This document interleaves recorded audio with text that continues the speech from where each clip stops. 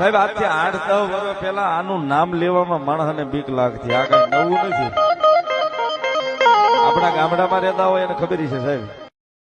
જય જય વસરા. હા સરકારી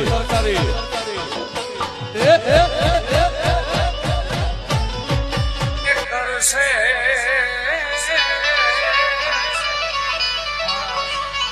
દાડો બેલી તારું સપનું પૂરું કરશે તારો લાખોમાં પગાર સારી રેણી કેણી જોઈને દુનિયા કરશે રે વસરાજ તારું સપનું પૂરું કરશે કરશે